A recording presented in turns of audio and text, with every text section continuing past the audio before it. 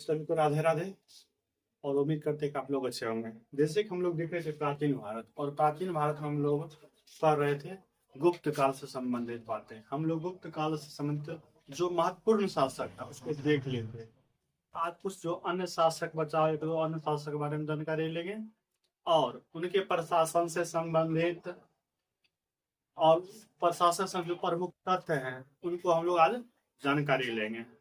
जैसे हम लोग लिखे हुए हैं गुप्त वंश के अन्य शासक, बोला जाता है नरसिंह गुप्त ने मिहिर गुप्त को पराजित किया था। यानी नरसिंह गुप्त ने किसको पराजित किया? मिहिर गुप्त को। इस साक्ष्य पूछा जाता है मिहिर गुप्त को किस गुप्त शासक ने पराजित किया? तो आंसर आएगा नरसिंह गुप्त ने। दूसरा देखिए भानुगुप्त, फिर दूसरा भानुगुप्त। एरन अभिलेख का संबंध भानुगुप्त से, एरन अभिलेख का संबंध भानुगुप्त से है।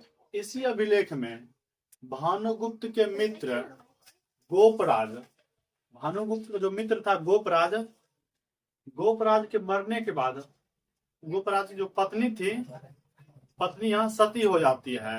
यानी सती करने मतलब वो आग में खुद जल जाती है, इसी को बोलते सती। यानी जब किसी का हस्बैंड मर जाता था तो आग के खुद वह महिला खुद क्या करती थी? आग के हवाले कर देती थी।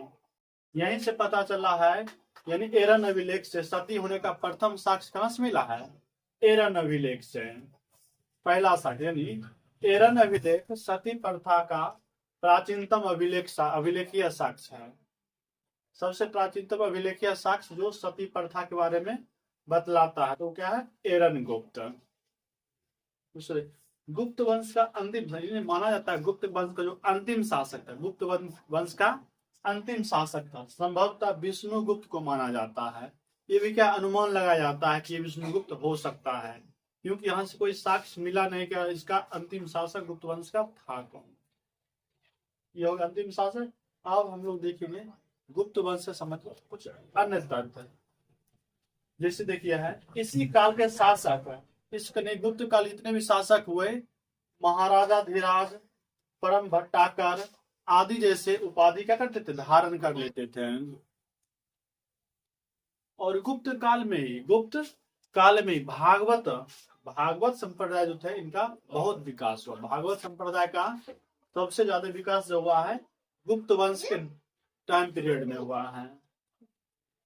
इसी के काल में पहली बार, यानी बोला जाता है गुप्त वंश में गुप्त काल में पहली बार लक्ष्मी जी को भगवान विष्णु के पत्नी के रूप में जोड़ा गया। यानी लक्ष्मी जी को, जो हम लोग हिंदू धर्म जो बोलते हैं लक्ष्मी जी देवी में जो आप लक्ष्मी जी आते हैं, इनका संबंध लक्ष्मी धन दौलत से है।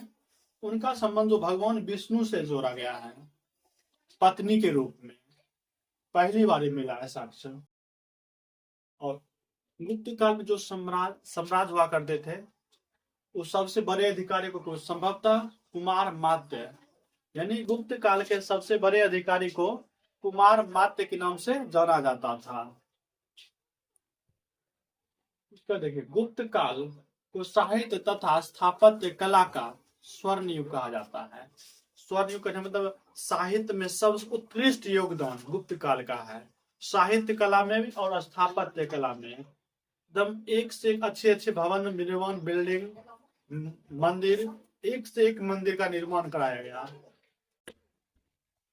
इस कारण से गुप्त काल क्या कहा जाता है?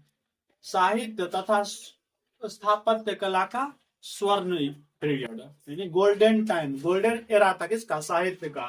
क्योंकि इस पीरियड में बहुत बड़े बड़े ज्ञानी लोग थे, बहुत बड़े बड़े साहित्य की रचना किए, एक से एक मंदिर का रचना किए।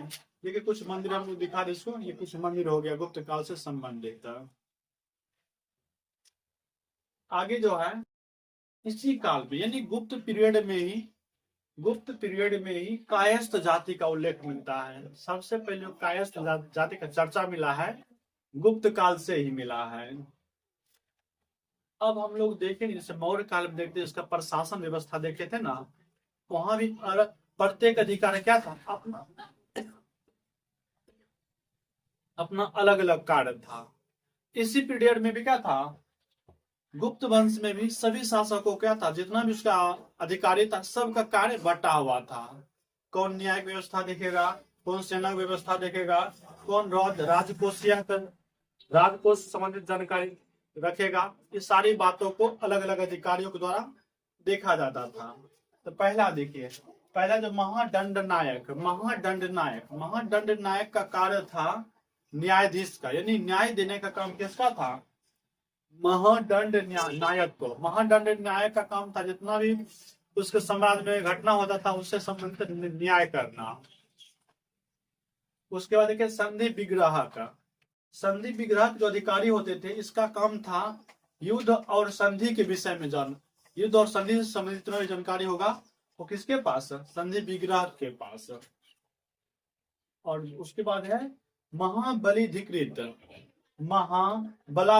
इसको पढ़िए, महाबलाधिकृत। इसके पास ये जो अधिकारी होता था महाबलाधिकृत, ये सेना का सेनापति होता था। जैसे अभी भी क्या सेना में जो मुख्य अधिकारी जनरल या फिर जो एक पद होता था उसको बोलते हैं, क्या बोलते हैं? महाबलाधिकृत। ये सेना का मुख्य होता था, प्रमुख होता था, सेना का सेनापति। उसके बाद देखिए आपके पास है दंडपाशिक। दंडपाशिक यानी पुलिस अधिकारी को बोलते थे। जैसे अभी पुलिस अधिकारी है, इसका काम है कानून व्यवस्था बनाए रखना। उस टाइम दंडपाशिक कौन होते थे? पुलिस अधिकारी। उसका देखिए भंडाराधिकृत का काम होता था, जो अधिकारी होते थे भंडाराधिकृत के, उनका काम होता था राजकोष से संबंधित जितना भी जानकारी हो कौन रखेगा? भंडाराधिकृत रखेगा। ठीक। और इसके बाद देखिए गुप्त काल में जो सोने के सिक्के चला गया, उसको दिनार कहा